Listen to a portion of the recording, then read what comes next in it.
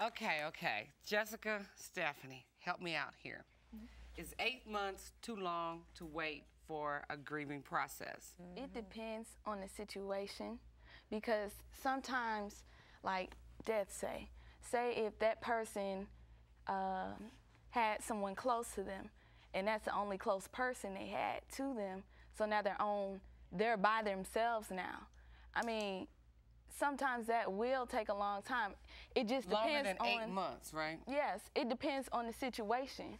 Right, like if the situation is something like you and a friend are in a fight and you don't, like, you're not friends anymore or something like that, that is totally different. That you can find something else, and like that shouldn't take 8 months. It shouldn't even take a month. Like 2 weeks. It should. Okay. Now I'm going to give you guys an honest example and show you just how time doesn't wait. I'm not going to cry, but I did at the time. We live here in Georgia, Teen Cities in Georgia. I'm from Indianapolis, Indiana. Indiana University, everybody know that's my alma mater. I had a friend, Tanya. She has 4 kids. And I said, I'm going to see Tanya when I finish my exams. I had started my first semester of law school. I promise. The day I went there, I saw Tiana. Tiana is named after Tina and Tanya. Tanya died 3 or 4 days before then. What? I was totally blown away. That was 3.5 years ago.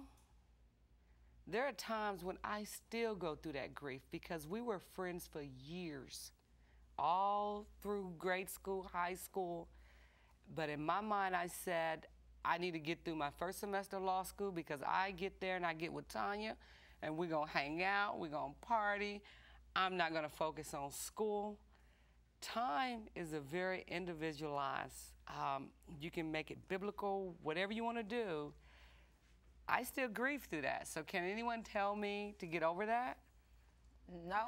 But that's not what I was saying. I was saying you can still think about it and feel that way, but don't dwell on it. Miss Tina, you're doing a show. You're doing things with your life. You're not sitting around every day moping. But that's just it. The grieving process is, you can see a person that, it's a cycle, okay? It's a cycle. In other words, just because I'm doing okay today, that doesn't mean 6 months from now, between the hours of 6 and 9 p.m., for whatever reason, I'm impacted. I'm not doing well. Well, I'm still grieving. Okay. Then I can get up the next day and go to work and do everything I need to do. I'm jolted. I'm grieving again. That's kind of how the death of a grandparent or somebody else, or this close to you, Jessica, you're talking about, impacts. But others looking at you on the outside would say, oh my God, that was 10 years ago. You're still grieving. They don't know how, like, the close friendship you had. Like, my grandmother, I had a really big relationship with her. And when I got the news of when she died, it made me just fall out, because it was something I wouldn't expect. You know, like that day before, she was so well, walking, laughing, talking. The next day, I'm getting the news that she's gone. Now, what does that tell me? That, you know, because people get stuck in the time of, well, I was going to go see my grandmother the week before, but I didn't. Kind of like I got stuck. I was going to wait until I finished my first semester because it was so important to me, but my time wasn't her time. So I'm going to grieve that probably for the rest of my life.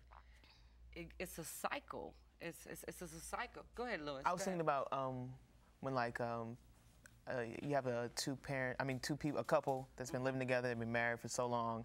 Let's say they reach their 60s, 70s, 80s, and one of them dies. And usually, sometimes you hear the person dying closely after, and they say they die of heartbreak. True. So I don't think you can really, I think sometimes you just live through grief throughout your whole life, but it comes back in periods, like you were saying. And something might spark that, like a movie or a situation or a conversation, something might just make that come up again. And a lot of times people will say, it's funny because they don't realize sometimes that they're gone. And you might be thinking, oh, I'm gonna go visit my grandmother today, and then you forget that she's passed away or something like that. True. Yeah. True. Very, very, very true. And we had some interviews from Man on the Street where one of the interviewees talked about moving, which is what we call assimilation, wherein people have to assimilate into a different culture, assimilate into a different environment, assimilate into a way of life. And so as a result, they begin to grieve the past. Not necessarily a forced move from home to home, but just from city to city. Right? And how things are different here in Georgia than they are in New York, or how they are in Mexico, or so that is a grieving process. Let's go ahead and listen to this interview, Word on the Street. Okay.